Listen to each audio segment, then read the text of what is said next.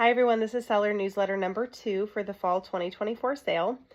Okay, so in this newsletter, I get into some tips and tricks for making it more likely that your items are going to sell.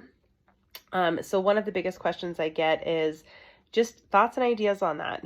I want to kind of go over some strategies. Of course, everybody has different experiences, but these are kind of the tried and true things that I can tell you I see work again and again. So the big thing to remember is that clean equals green. So when items come in that are clean, well presented, those are going to sell. We do have a quality policy, so that any clothing items that are torn, where they're not supposed to be, or stained, they are not acceptable for our sale. They will be pulled from the floor. Please make sure you don't bring those items. But even things like larger items, outdoor toys are a big one. A lot of times they come in really kind of gross looking. It is worth it for you to take the time to clean those. Even if it is an item that is going to be sitting outside, that is meant to get dirty, when parents are coming to shop for their children, they want to be able to imagine their child using it, and that's harder to do when they are seeing something that's super dirty. So take the time, wipe it down, clean it. I give a link in the post for tricks for getting stains out of clothing. I know sometimes it can be really hard, especially with something that maybe was a higher quality purchase, that you're really bummed that you can't sell it because it's stained. Sometimes you can still get those stains out. So I really encourage you to check that out. Another little trick I give is, especially if you're looking through infant clothes, really watch necklines, things like that. Clothing that was perfectly clean and beautiful put away, often those spit up stains tend to yellow and develop over time. So just because clothing was put away totally clean, when you bring it back out of the tote, you may spot some yellowing and other staining that needs to be addressed first. So definitely take the time to make sure your items that are brought are clean and well presented.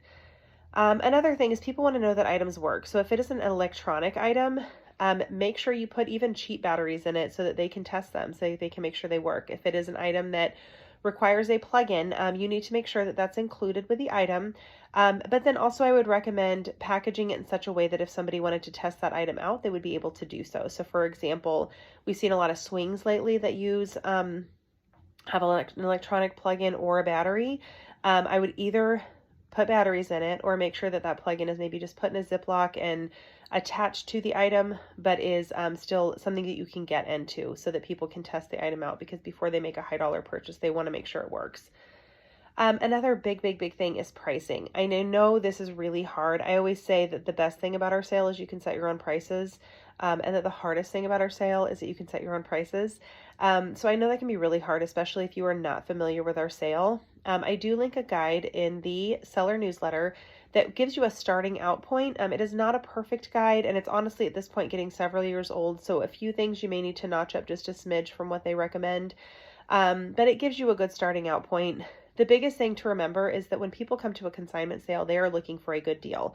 They are not interested in paying retail for an item that is used. And they're not interested in even paying retail for a new in package item.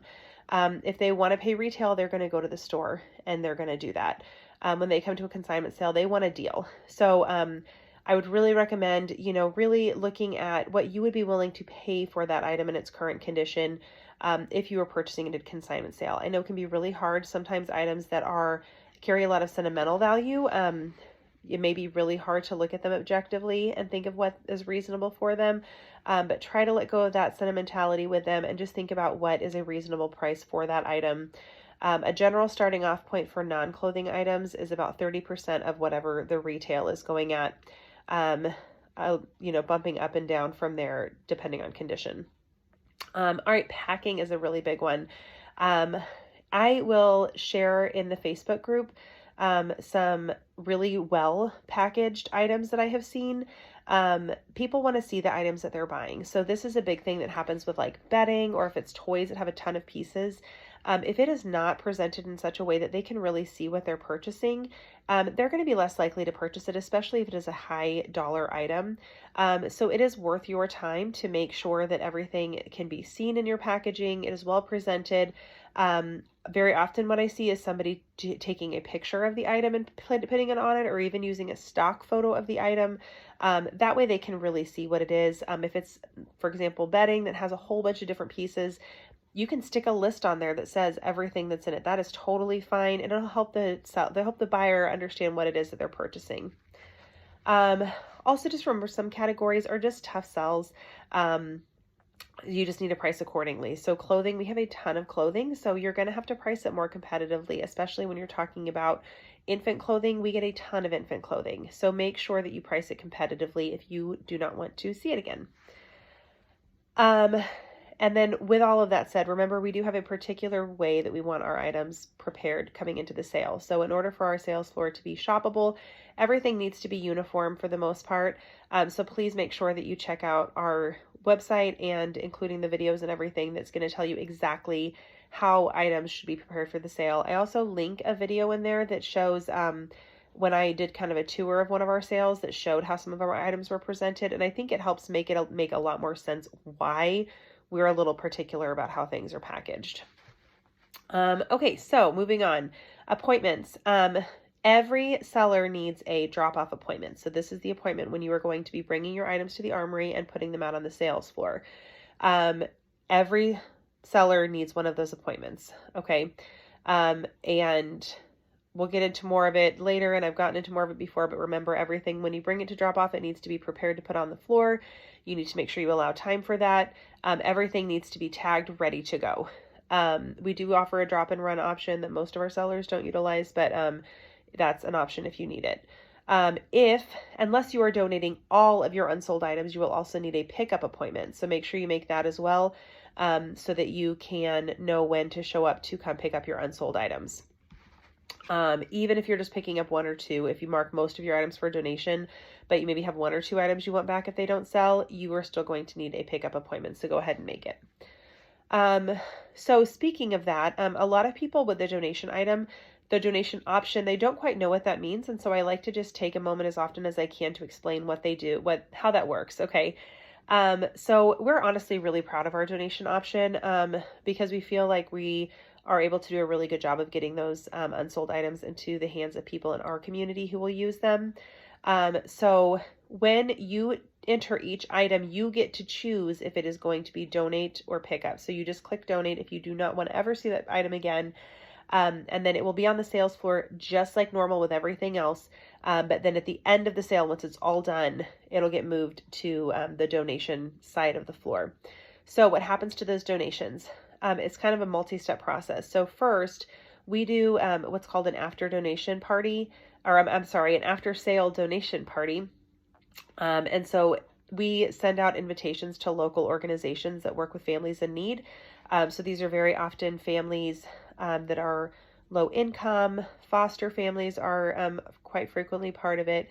Families who are just experiencing different struggles where they could use access to some items for their family free of charge. And so they are given these invites by these local organizations, and then families that have those invitations are able to come shop from the donation items free of charge. So they're able to come choose the items for their family, which is something I'm really proud of, because I think it's important that these families that are in need are also getting to have the joy of choosing items for their families. And so after the donation party, everything that is still left, we have a partnership with Toys for Manhattan. Judy comes and picks up everything else that is left. No matter what it is, she picks up all the stuff that's left. She is then able to use, obviously, toys, some of the clothing, books, things like that, she's able to use for Toys for Manhattan. She's also fantastic and kind of has her pulse on the different organizations in town. So she might know this place is taking, these infant items. This organization is really needing clothing, things like that. And so that way they're all able to go to local organizations. That's something that's really important to us. And then at the end of the day, Sunday, that stuff is all gone. The only things I'm taking home are any leftover items I had or things that I purchased for my family. So those donations do not go to me. They go to local organizations. And that's something we're really proud of. So we strongly encourage you to consider donating your unsold items, at least some of them, and just trusting us that those are going to local families who will be able to make good use of them. All right, one final very important thing is that volunteer sign up opens up this Saturday at 9 a.m. So if you are new to our sale, volunteers actually get to shop before sellers. So instead of 6:30 the night before the public sale. It will be 5:30. They will get to shop. This is also a great way to get more familiar with the sale, to feel like you know what's going on with it. I strongly encourage you to consider volunteering. If you volunteer, you're then able to pass your seller shopping pass off to a friend or somebody else who might be able to use it. So you can actually do that right in your consignor workstation. You do not need to create a secondary account. For sure, let me know if you have any questions about that. And then just the last thing, if you have signed up since last Wednesday when I sent out the last newsletter, I would encourage you to check out the link at the bottom of the written newsletter that will send you to newsletter number 1, or you can just go, if you want to just do the video, the newsletter number 1 is on our YouTube channel. All right. Thank you all so much. Please let me know if you have any questions.